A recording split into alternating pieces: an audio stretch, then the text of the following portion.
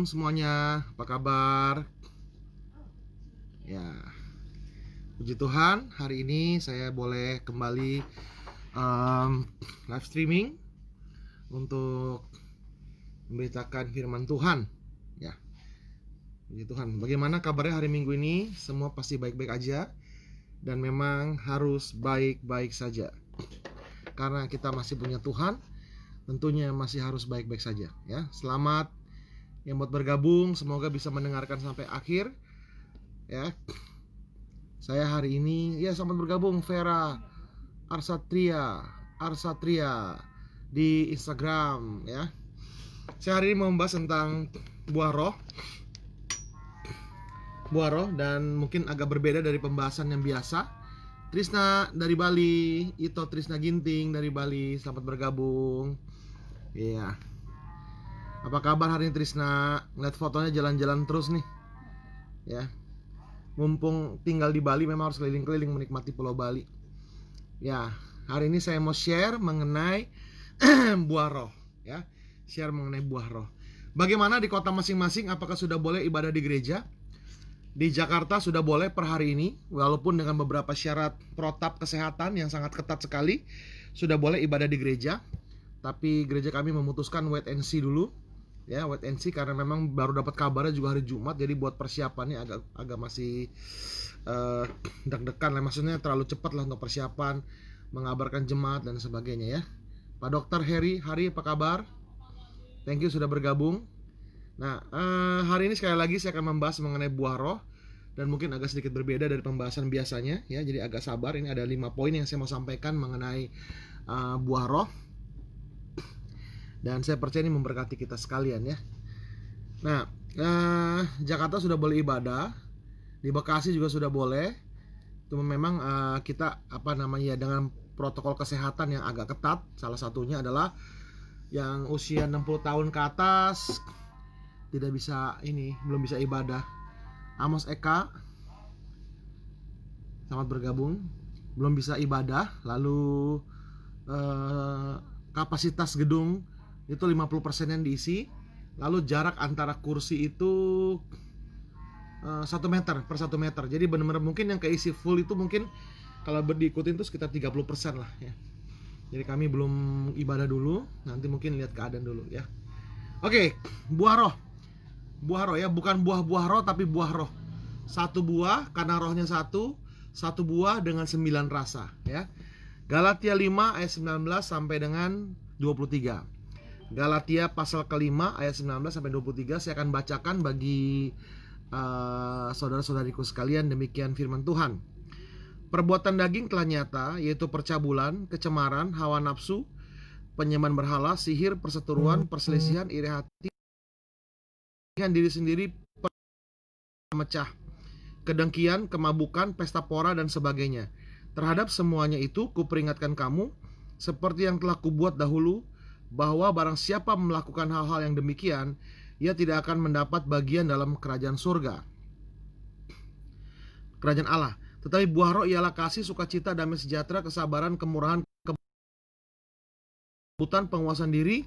Tidak ada hukum yang menentang hal itu. Nah, ya, selamat bergabung Martin Yosua. Tadi nggak bergabung di Zoom meeting ya. Ifki Nelwan, selamat bergabung. Waduh, Bapak Lodius Tomasoa dari Sorong, selamat bergabung. Iren, selamat bergabung. Ya, Tabita Resiasari, selamat bergabung. Oke, buah roh ya. Jadi di sini kita lihat ada sebuah perbandingan yang Paulus berikan, yaitu percabulan, kecemaran, hawa nafsu, penyembahan berhala, sihir, persetuan, perselisihan, iri hati, amarah, kepentingan diri sendiri, percederaan, roh pemecah, kedengkian, kemabukan, pesta pora, kasih, sukacita, damai sejahtera, kesabaran, kemurahan, kebaikan, kesetiaan, kelemah lembutan, penguasaan diri.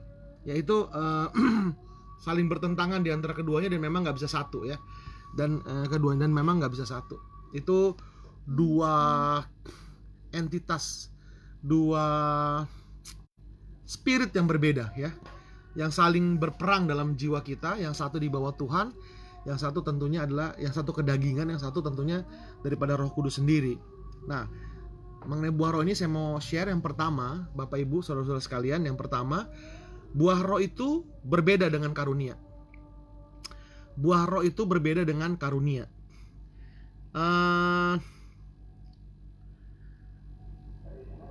Kita baca Kisah Para Rasul 19 ayat 5-6. Kisah Para Rasul 19 ayat 5-6. Ketika mereka mendengar hal itu, mereka memberi diri mereka dibaptis dalam nama Tuhan Yesus.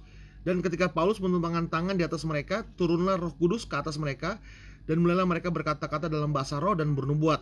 Nah, jemaat di Efesus setelah mereka bertobat, dibaptis, ditumpang tangan, lalu langsung diberi karunia. Dalam hal ini berkata-kata dalam bahasa roh dan bernubuat langsung, saudara-saudara. Nah, itu karunia diberikan.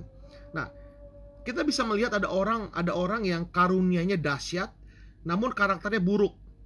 Berkarunia tetapi belum berbuah roh, saudara-saudara. Kita lihat itu ya. Itu menjadi rahasia umum lah, banyak di mana-mana seperti itu. Jadi berhati-hati sekali dengan yang namanya karunia. Karunia rohani itu adalah komoditas rohani. Karunia roh itu komoditas rohani, bukan komoditas ekonomi. Hanya orang yang punya karunia rohani itu keuntungan bukan menjadi tujuan utama, bukan menjadi motivasi utama. Kenapa? Karena karunia roh itu komoditas rohani, bukan komoditas ekonomi. Jadi bukan cari untung. Ya, jadi kita lihat ada orang-orang berkarunia tapi mentalnya masih payah ya. Masih sombong, masih belagu, masih segala macam lah, kita lihat itu ya. Kita bisa rasakan ya, beberapa orang seperti itu. Padahal karunianya hebat, pelayanan hebat, tapi ya kurang lebih seperti itulah. Nah, jadi gini, karunia itu diberikan. Sementara buah roh itu diperjuangkan, gitu. Jadi nggak bisa langsung buah roh muncul. Yang namanya buah itu butuh proses. Benih ditanam, bertumbuh, lalu dipelihara, dan akhirnya ya dia berbuah. Tapi kalau karunia bisa langsung diberikan. Contoh tadi jemaat di Efesus tadi, baru bertobat langsung diberikan karunia roh, langsung bisa hebat. Dan kadang-kadang orang jadi kagum dengan karunia. Jadi ini lucu ya. Orang bangga dengan pemberian. Harusnya orang bangga dengan hasil keringat sendiri gitu. Ya, dia bangga dengan prestasi sendiri. Gini, ada orang, wah naik kelas ya, iya nih gua nilainya bagus nih, tapi hasil nyontek. Nggak ada bangga-bangganya tuh. Tapi orang bangga dia hasil keringat sendiri. Dan dia bangga, dia memang wajib bangga tuh ya. Ada orang yang punya uangnya banyak tapi pengasihan orang, dikasih orang.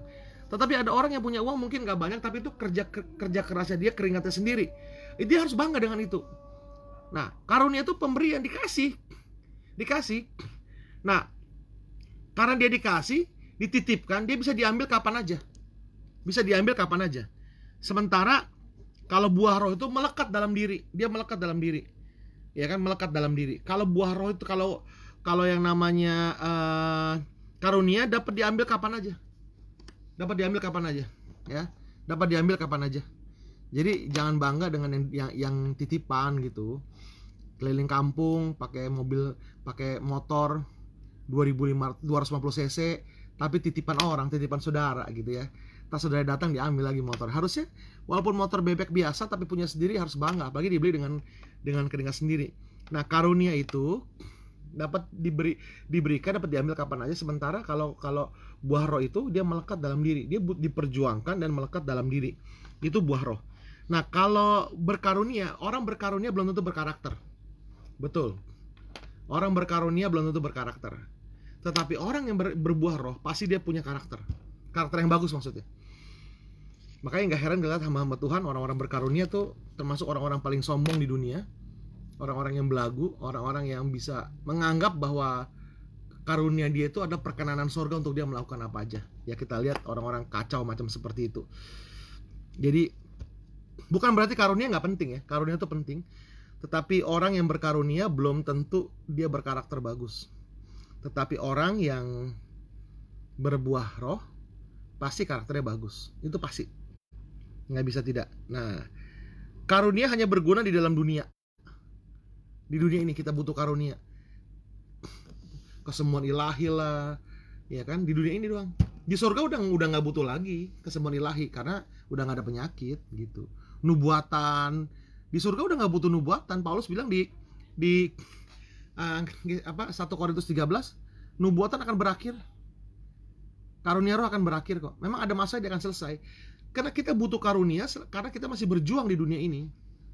Dan berbagai macam karunia, terutama karunia manifestasi Roh Kudus, karunia yang menyatakan mujizat, kesembuhan kah, nubuatan kah, yang seperti itu, kita butuhkan dalam dunia ini karena kita masih berjuang di dalam dunia ini, dan seringkali kita membutuhkan intervensi ilahi supaya kita memenangi pertempuran dalam dunia ini. Kadang-kadang kita perlu intervensi rohani. Nah, itulah karunia butuh di situ ya. Karunia butuh di situ. Berapa waktu lalu ada satu orang, dia memberikan kesaksian. Beliau bertemu saya sebelum masa pandemi Covid. Lalu selamat bergabung kantin Murmer. Ini kantin enak sekali di Gading Serpong. Selamat bergabung juga brother saya Anton Setiawan dari Perth, Western Australia. Selamat bergabung. Jadi beliau datang, dia mengingatkan, ingat nggak Pak Gem dulu pernah bernubuat? Pak Gem itu Pak Gembala pernah waktu doa buat kami, pernah bilang bahwa pada bulan Mei ini Tuhan akan memberikan sesuatu buat kami, buat mereka pasangan yang akan menikah ini. Oh, saya justru lupa udah berdoa gitu. Dia ingat, dia bilang ya benar, ada beberapa hal terjadi dalam bulan Mei ini gitu. Karena beliau mau menikah, saya bilang tunggu waktunya Tuhan, lalu kami berdoa dan mujizat Tuhan menyatakan pada saya bulan Mei akan terjadi sesuatu buat kalian. Dan betul pada bulan Mei itu, bulan Mei kemarin terjadi sesuatu dalam diri mereka yang tentunya membawa kebaikan dalam diri mereka. Jadi mereka bersyukur atas jalan penundaan yang Tuhan berikan kepada mereka. Nah, itu dibutuhkan di dunia ini. Tapi di surga udah nggak butuh mujizat lagi, udah nggak butuh karunia lagi, karena nubuatannya udah nggak perlu, saudara-saudara. Karena kita sudah melihat Yesus langsung di depan mata kepala kita. Kita sudah bisa meraba Kristus, firman itu sudah menjadi daging dan menjadi kenyataan. Tapi kalau buah roh itu melekat dalam diri dan itu kan kita bawa ke surga. Buah roh itu adalah jati diri kita sebenarnya sebelum kita jatuh di dalam dosa, Bapak Ibu. Ya, itu adalah karunia. Buah roh itu adalah sesuatu yang melekat, yang menjadikan kita manusia surgawi, yang menjadikan kita serupa dengan Kristus, dan itu melekat dalam diri kita. Kita bawa itu ke surga. Tapi buah roh enggak. Karunia enggak. Jadi kalau orang diberikan karunia, sekali lagi saya tidak mengecilkan karunia roh karena saya juga bergerak dalam pelayanan yang demikian. Namun yang saya memberitahu adalah jangan terpukau hanya dengan karunia. Kita harus mengejar yang namanya buah roh. Dan buah roh itu bukan cuma tidak diberikan, tapi kita harus berjuang menyalipkan kedagingan kita ini supaya buah itu muncul, Bapak Ibu ya. Jadi itu perbedaannya. Yang pertama karunia diberikan, sedangkan buah roh diperjuangkan. Karunia dapat diambil, karunia diberikan dan dapat diambil kapan saja, sementara buah roh itu melekat dalam diri. Berkarunia belum tentu berkarakter, sementara berbuah roh pasti berkarakter baik. Karunia berguna di dalam dunia ini, tapi nggak berguna di surga, sudah selesai. Sementara buah roh dia berguna di dunia ini dan berguna, akan kita bawa sampai ke surga. Orang berkarunia belum tentu punya teman kalau karakter jelek, tapi orang berbuah roh temannya pasti banyak, saudara-saudara. Kenapa? Karena siapa sih yang nggak mau punya teman orang yang lemah lembut, orang yang murah hati, yang sabar, penuh kasih, betul nggak? Nah, ya, selamat bergabung Andrew pribadi. Oke, ya, yang berikutnya. Nah, Robert P. Menzies berkata gini, the spiritual gift is not badge for spiritual maturity. Karunia roh bukanlah tanda untuk kedewasaan rohani. Jadi bukan ya. Jadi seolah-olah orang yang punya karunia itu orang yang dewasa rohani, bukan, saudara-saudara. Kematangan rohani, kedewasaan rohani itu pasti karena buah roh.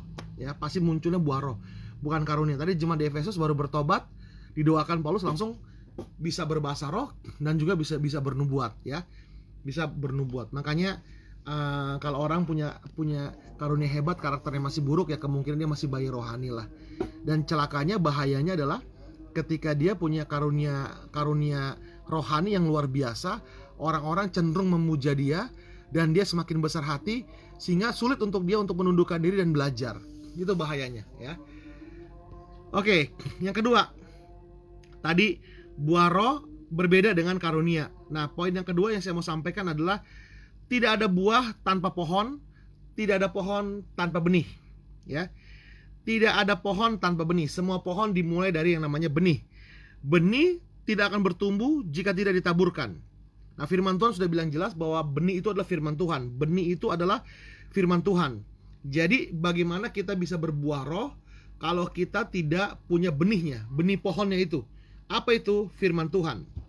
ya, Alkitab. Jadi jangan benci Alkitab, jangan tidak suka dengar khotbah, saudara-saudara ya, karena itu firman Tuhan. Nah, kadang-kadang orang hanya baca Alkitab, tetapi dia akhirnya cuma baca, ngejar kuota supaya khatam dari Kejadian sampai Wahyu. Ya perlu juga orang Kristen baca Alkitab dari Kejadian sampai Wahyu, ya perlu juga ya. Siapa yang udah selesai baca, boleh kasih tanda ngacung jari yang sudah selesai baca Kejadian sampai Wahyu, ya. Nah, kadang-kadang orang baca tetapi kemudian ya dia biasa-biasa aja gitu. Nah, saya akan sharekan sesuatu nih. Kadang-kadang kita hanya berhenti di membaca, lalu kita tidak merenungkan. Padahal merenung itu seperti gini loh. Kita makan, lalu kita mengunyah makanan itu masuk ke kantong nasi kita di dalam perut kita, dan disitulah proses dipisahkannya, diperasnya sari-sari makanan yang kita makan itu, sehingga besok pagi yang keluar itu sudah ampas. Ya. Nah, secara rohani, perut rohani kita untuk bisa mengambil sari-sari firman itu adalah apa? Perenungan. Santo Chua, selamat bergabung Pak. Jadi perenungan firman ya, perenungan firman. Jadi gini, kita jangan cuma baca Alkitab, kita harus merenungkan firman siang dan malam. Maksudnya gimana? Begini saudara-saudara. Maksudnya begini. Kalau kita baca firman Tuhan, kita baca Alkitab atau kita dengar khotbah, kadang-kadang ada 1-2 ayat atau satu perkataan atau beberapa perkataan yang tiba-tiba itu seperti terhighlight dalam diri kita, seperti terhighlight ya, seperti nyantol dalam diri kita. Nah, waktu itu nyantol, Shalom Pak Santo Chua. Ketika itu nyantol, sebenarnya Roh Kudus sedang berbicara melalui ayat tersebut. Apa yang kita lakukan? Kita bawa ayat tersebut. Kita bawa kemana? Dalam kehidupan sehari-hari. Di mana bawanya? Di hati dan pikiran. Kita pikirkan ayat itu, kita renungkan ayat itu, biarkan nanti Tuhan berbicara melalui ayat itu. Nah, saya sedang merenungkan satu ayat, dan kapan-kapan saya khotbahkan lah. Dalam Yohanes pasal 8, itu udah lama saya renungkannya, tentang iblis lah yang menjadi bapa kamu. Lalu kemudian ketika saya sepedahan beberapa hari lalu, tiba-tiba seperti hati saya ngomong, ini dimensinya begini loh, begini. Tiba-tiba oh iya ya gitu. Jadi akhirnya jadi lengkap sebuah khotbah. Kenapa saya merenungkan firman itu, dan itu memberkati saya sekali, saudara-saudara. Nah, saya minggu lalu saya juga share di sini di secara live tentang ucapan syukur, kuasa ucapan syukur. Ucapan syukur sebagai senjata peperangan rohani. Itu saya hasil perenungan firman, saya dapat khotbah itu, saya renungkan dan ternyata itu memberkati saya. Jadi jangan cuma baca ya, belajar untuk merenungkan ya. Rehuel Nababan tempat bergabung ya. Membaca. Nah, jadi itu proses merenungkan firman Tuhan. Setelah itu kita melakukan firman Tuhan. Jadi saya ajar sebuah langkah lebih maju lagi selain membaca adalah merenungkan firman Tuhan. Mungkin nggak ngerti ya, tapi baca aja, lalu renungkan. Masih belum ngerti juga, renungkan terus. Kadang-kadang kita baca satu pasal itu bisa berkali-kali bacanya, berkali-kali. Malah dosen hermeneutika saya berkata, kalau kita mau khotbah satu pasal itu kita harus baca paling nggak 50 kali tuh pasal itu sampai kita benar-benar mengerti. Bayangkan 50 kali saudara-saudara. Jadi bacalah berkali-kali, renungkanlah. Mungkin butuh berbulan-bulan ya, mungkin butuh berhari-hari, nggak apa-apa. Stop dulu di situ ayat itu sampai karena itu Tuhan lagi mau bicara di situ sampai benar-benar dia roh kita, spirit kita digest tuh ya, mengunyah pelan-pelan sampai akhirnya itu benar-benar kita dapat firman. Dan itulah rema sebetulnya. Itu yang rema tuh begitu, ketika firman yang logos tertulis itu menjadi rema, tiba-tiba kita mendapatkan pencerahan ya. Nah, kita bertumbuh, rohanian kita bertumbuh itu seiring bertumbuhnya firman di dalam kita ya. Sering bertumbuhnya firman dalam diri kita. Jadi pertumbuhan rohani kita berbanding lurus dengan bertumbuhnya firman di dalam kita. Firman ini yang tadi saya bilang tadi, kita renungkan firman Tuhan ini. Nah, kita di dunia ini kita hidup secara dunia karena kita tinggal di dalam dunia. Hidup secara dunia, mau nggak mau, saudara-saudara. Mata ganti mata, gigi ganti gigi, gitu kan ya. Nah, lalu bagaimana setelah kita jadi anak Tuhan, kita harus hidup sesuai dengan firman Tuhan. Bagaimana caranya? Ya baca Alkitab. Pedomannya firman Tuhan. Nah, firman Tuhan membawa kita kepada hidup berdasarkan firman, berdasarkan tatanan firman Tuhan gitu. Nah, kadang-kadang gini, contoh ya begini ya, contoh ya. Orang hidup sehat ya, Itu pengetahuan tentang hidup sehat itu nggak kurang-kurang berbuku-buku ditulis. Contoh lah ya, yang baru-baru yang terjadi nih, PSBB kan. PSBB terjadi di Jakarta karena COVID ya, karena COVID. Tapi jalanan Jakarta masih macet loh. Macetnya tuh parah sekali. Orang kumpul-kumpul nggak peduli. Padahal tuh nggak boleh kumpul-kumpul begitu. Orang tuh nggak peduli, saudara-saudara. Kenapa? Karena peraturan itu belum menjadi rema dalam diri mereka. Sampai mereka ngegong, blek di hati mereka, mereka sadar. Contoh lagi sederhana. Orang pakai sabuk pengaman. Masih ada orang nggak mau pakai sabuk pengaman. Mereka pakai sabuk pengaman di mobil, sabuk keselamatan itu hanya takut ditangkap polisi. Padahal kalau mereka sudah mengerti bahwa sabuk keselamatan itu, ya kan, itu buat keselamatan kita.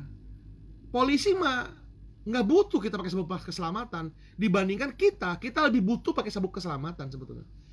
Sampai kita ngerti arti keselamatan itu, arti safety itu, baru kita pakai itu. Gitu. Sampai orang ngerti bahayanya COVID-19. Sampai orang mengerti apa itu kesehatan. Ada orang yang nggak peduli makan, nggak peduli kesehatan, nggak peduli olahraga. Kan saya salah satunya yang dulu tidak peduli, saudara-saudara. Sampai umur 40 tahun, tiba-tiba semua penyakit muncul, kolesterol muncul, segala macam muncul. Baru di situ saya memutuskan untuk mulai hidup sehat, ya, mulai hidup sehat. Kenapa? Karena sudah menjadi rema gitu. Nah, firman Tuhan itu dengan perintah-perintahnya susah untuk kita taati kalau dia belum menjadi rema.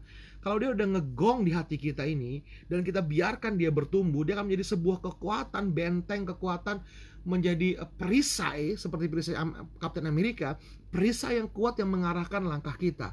Nah, masalahnya bukannya kita kurang dengar firman atau baca Alkitab, bukan. Masalahnya firman itu kurang menjadi rema dalam diri kita. Kenapa? Karena kita tidak merenungkannya. Ibarat kata kita punya benih firman, tapi kita tidak taburkan. Benih firman yang terbaik bukan yang disimpan di gudang. Benih yang terbaik adalah benih yang kita taburkan. Karena benih yang kita taburkan adalah benih yang akan bertumbuh. Kalau benih kita nggak pernah taburkan, tidak akan pernah bertumbuh.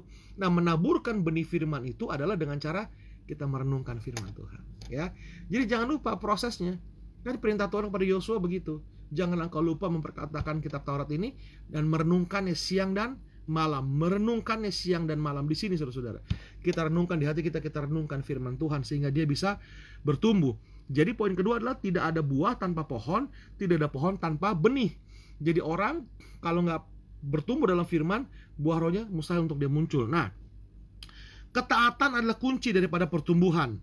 Tanpa ketaatan tidak akan ada pertumbuhan rohani sama sekali. 1 ons ketaatan lebih berguna daripada 1 ton doa. Jadi kita udah baca firman, udah merenungkan firman, lalu kita nggak mentaatinya, selesai. Benar saudara-saudara, nggak bisa. Jadi nggak ada pohon, nggak ada buah tanpa pohon, nggak ada pohon tanpa benih. Dan benih yang terbaik adalah benih yang ditaburkan. Ya. Kemudian tanpa ketaatan tidak akan ada pertumbuhan. Ketaatan terhadap Tuhan dan kehendaknya, terhadap firman adalah kunci pertumbuhan. Kadang-kadang kita nggak ngerti kenapa kita harus taat sama Tuhan. Kenapa kita harus melakukan sesuatu yang Tuhan minta untuk kita lakukan. Kita kadang-kadang nggak ngerti. Karena hitungan kita mantap sekali. Mantap sekali hitungan di otak kita ini, mantap sekali. Hitung untung ruginya mantap sekali. Sampai kita melakukannya, meskipun rugi terbayang, sampai kita melakukannya baru kita mengerti. Oh, ternyata Tuhan minta saya begitu karena begini ya, begitu saudara-saudara ya, begini ya gitu. Jadi seperti film Man of Steel, Superman, ada salah seorang minister di situ waktu di planetnya Krypton itu berkata gini, sometimes we have to take the leap of faith and the trust part comes later. Dia bilang kadang-kadang kita harus mengambil langkah iman, maka bagian percaya itu akan menyusul belakangan. Betul loh. Kadang-kadang kita nggak ngerti kenapa Tuhan suruh gini. Kita melangkah aja, kita percaya, mempercayai hidup kita ke dalam tangan Tuhan. Nanti urusan percaya belakangan. Bayangkan Abraham dikatakan sampai nggak ada dasar lagi untuk percaya. Tidak ada dasar untuk percaya. Udah nggak ada pertimbangan lagi untuk percaya. Tapi Abraham memilih untuk percaya dan itu diperhitungkan kepada sebagai kebenaran. Ya, oke. Yang ketiga ya. Buah itu menghasilkan benih. Benih ditabur, bertumbuh, berbuah, dan menghasilkan benih. Begitu pula seterusnya. Ada bijinya. Buah di dalam kehidupan kita adalah jaminan keberlangsungan karya keselamatan Kristus bagi umat manusia. Begini loh. Setelah kita penuh firman nih, itu menjadi rema dalam diri kita, lalu kita share kepada orang. Nah, firman itu jadi benih. Waktu kita share kepada orang, kita bagi kepada orang, ya, itu seperti kita menaburkan benih. Suatu hari ya, pernah di komsel kami, ibadah rumah tangga gitu, ada satu keluarga yang ada satu anaknya autis ya, berkebutuhan khusus. Anak ini kalau marah nggak bisa ditahan, dia marah luar biasa ya. Karena anak berkebutuhan khusus, dia bisa pukul temennya segala macam karena memang berkebutuhan khusus. Sampai suatu hari Alkitab firman Tuhan berbicara kepada dia dalam kitab Yunus. Yunus kan keluar dari Niniwe, setelah dia menginjili Niniwe bertobat, Yunus marah kan. Lalu Yunus naik ke atas bukit, ngomel-ngomel, tiba-tiba tumbuh pohon tinggi, karena dia kepanasan, dia bisa ngadep di pohon tersebut, lalu pohonnya mati karena ada ulat. Dia marah-marah. Lalu kemudian Tuhan bilang, masih pantaskah engkau marah? Kalimat sederhana itu menyembuhkan anak ini. Lalu dia mulai berpikir, iya ya, buat apa ya saya marah-marah ya? Ngerti ya? Jadi waktu kita kumpul, anak-anak seusia dia, yang anak kecil, itu pada main di lantai 2. Dia nggak mau ikut main, dia mau komsel sama orang-orang tua. Lalu dia share berkat ini kepada kita sekalian. Firman Tuhan itu udah jadi benih, dan benih itu menjadi pohon dalam hidup dia, merubah dia. Itu sudah jadi buah roh kan, merubah dia. Lalu ketika dia share, dia membagikan benih itu dalam hidup kami. Kami semua diberkati. Terbuang-buang bagaimana mungkin anak kecil seperti itu bisa share sesuatu yang sangat powerful seperti itu. Bukan anak kecilnya, tetapi remanya, firman itu sudah menjadi rema dalam diri dia. Dia renungkan jadi rema dan itu merubah dia. Waktu dia share itu menjadi benih super yang dia taburkan dan itu bertumbuh dalam kehidupan kita. Nah, waktu dia share itu, pohon itu bertumbuh dan akhirnya bertumbuh menjadi keberlangsungan karya keselamatan Kristus. Dari dia dioper kepada orang lain, orang diberkati, dioper lagi, terus begitu seterusnya. Nah, saat ini kan musimnya anggur tanpa biji ya, semangka tanpa biji. Bayangkan kalau semua buah-buahan direkayasa lalu muncul tanpa biji semua. Durian tanpa biji, mangga tanpa biji. Lalu kemudian nanti nanam pohon duriannya gimana tuh? Nanam pohon mangganya gimana? Ya, kita perlu benih untuk bertumbuh. Makanya Bapak Ibu, setelah ada anak-anak di sini yang sharing ya, yang mendengarkan firman Tuhan ini, waktu kamu dapat benih firman, kamu jangan takut untuk membagikannya. Ya, sharing kepada orang lain, ya, share kepada orang lain. Ada orang-orang berkata, waduh Pak, saya diberkati banget sama sharing Bapak. Aduh Pak, sebenarnya apa yang saya lakukan, saya mendapatkan rema, saya menaburkan benih itu kembali dan mereka diberkati. Waktu mereka bersaksi cerita sama orang lain, orang juga diberkati ya. Nah, setiap kualitas ini diuji oleh tekanan dan berhasil.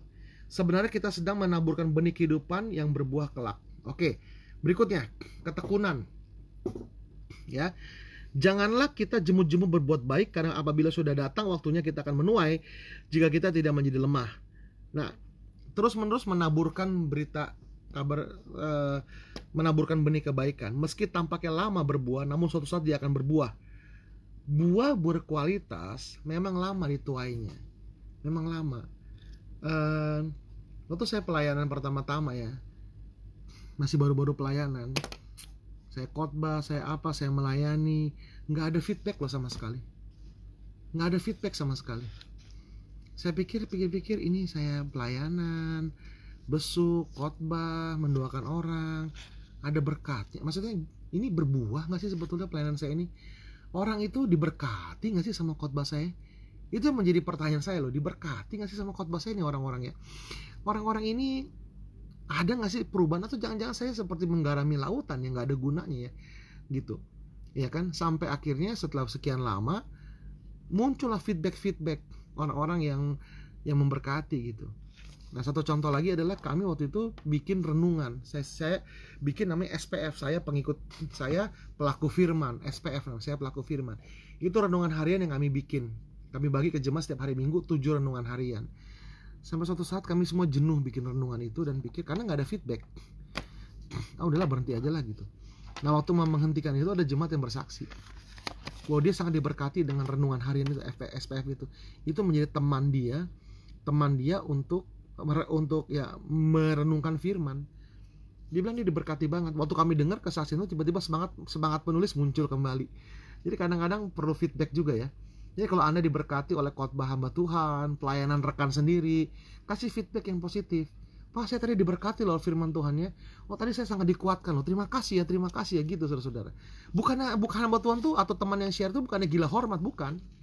Bukan gila hormat. Ini kita memberikan sebuah penghargaan, sebuah apresiasi terhadap pelayanannya gitu ya. Memang bukan lip service, tapi sungguh-sungguh kita diberkati gitu ya. Saya ajarkan begitu ya. Jadi ucapkan terima kasih kepada siapapun yang memberitakan firman, memang memberkati kita. Feedback dari kita. Kalau memang ada ada kesaksian, sampaikan kepada mereka kesaksian kita. Oke, nah yang keempat. Tadi yang pertama adalah buah roh berbeda dengan karunia. Lalu tadi yang kedua, tidak ada buah tanpa pohon, tidak ada pohon tanpa benih. Lalu kemudian yang kedua tadi, lalu yang ketiga tadi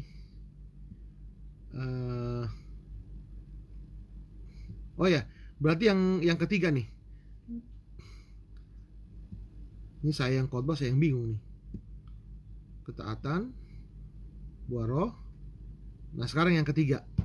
Ya, yang ketiga. Buah roh adalah kualitas manusia batinnya seseorang. Perhatikan ini. Buah roh adalah kualitas manusia batinnya seseorang.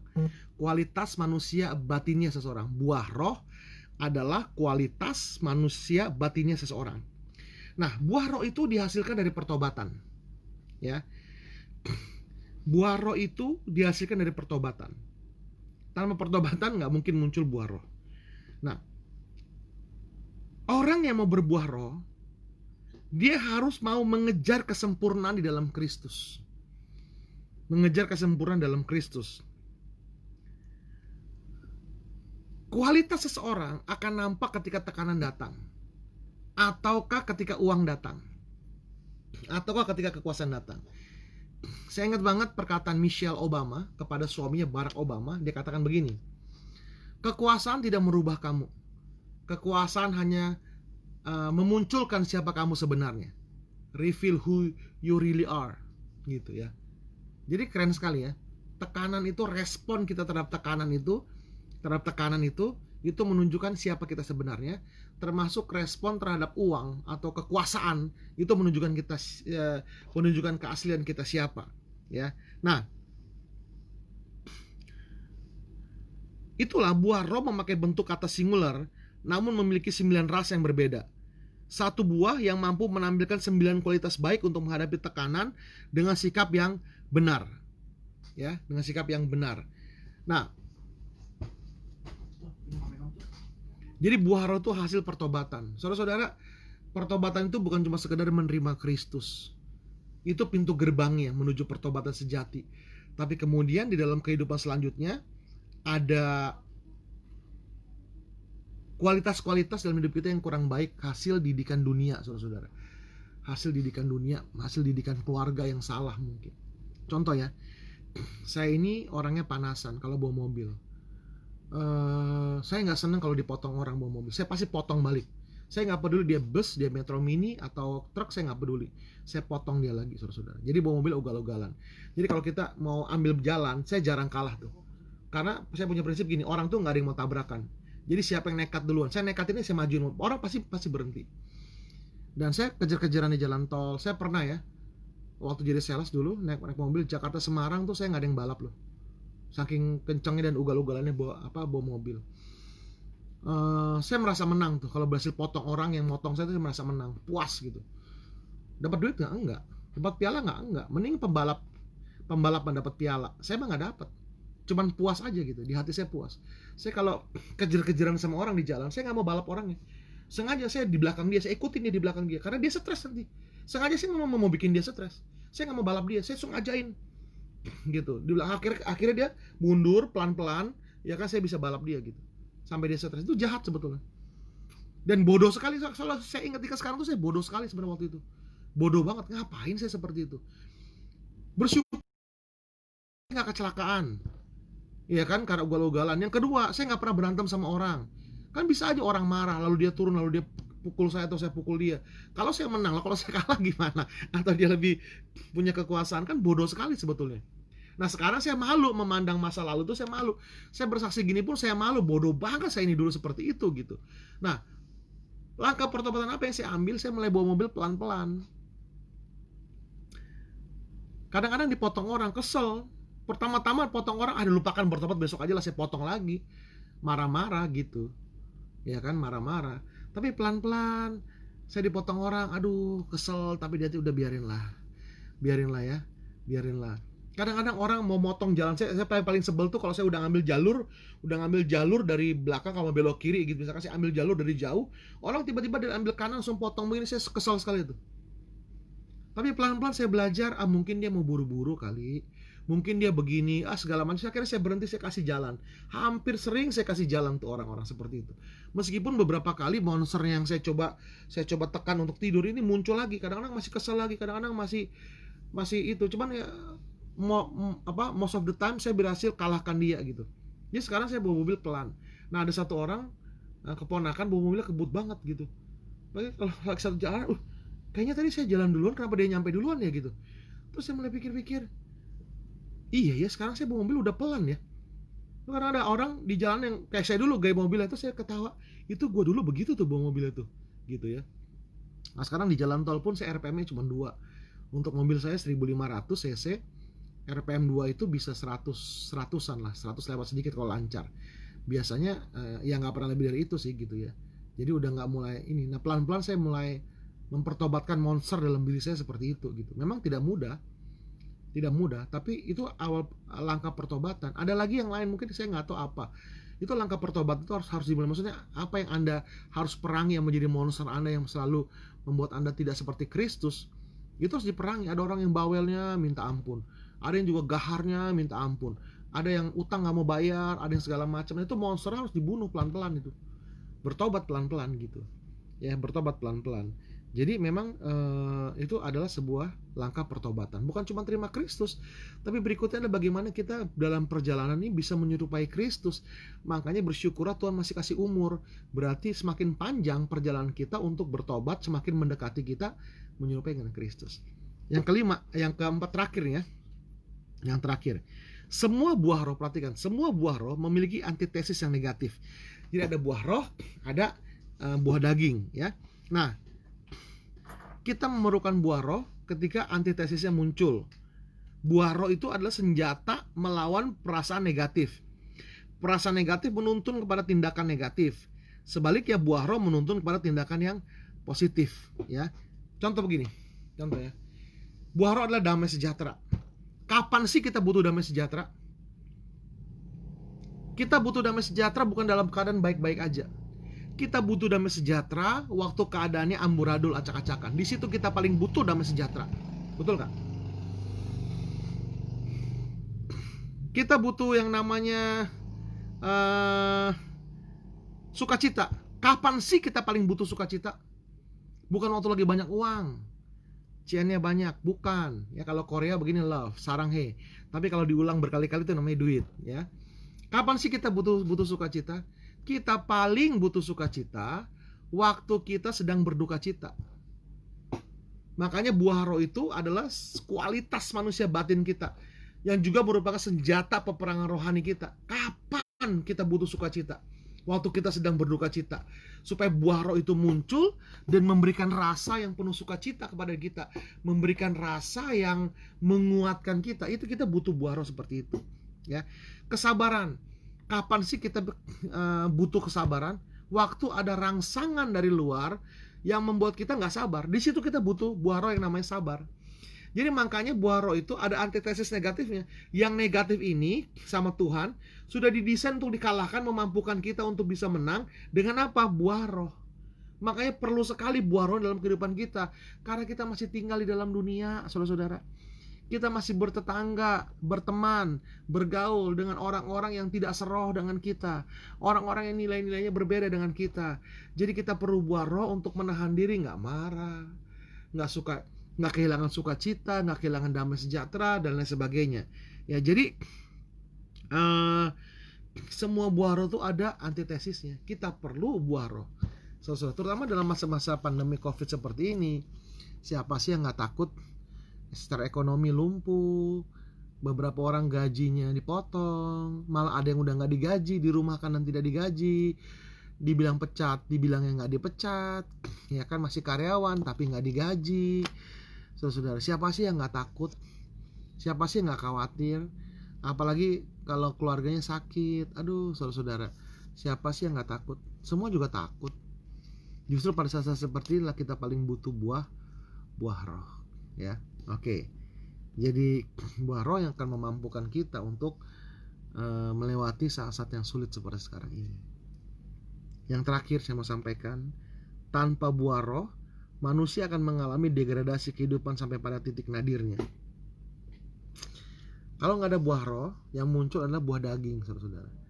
Dan dalam buah daging itulah akan muncul, manusia akan mengalami degradasi kehidupan sampai pada titik nadirnya. Apa itu? Percabulan, kecemaran, hawa nafsu, penyembahan berhala, sihir, perseteruan, perselisihan, iri hati, amarah, kepentingan diri sendiri, percederaan, roh pemecah, kedengkian, kemambukan, pesta pora. Itu akan muncul. Bayangkan ya, pernah nggak pikir gini ya?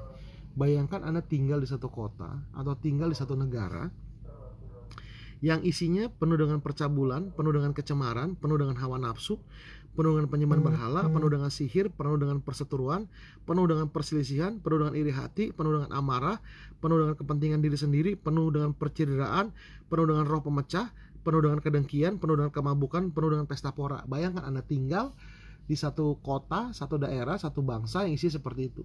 Seperti apa itu?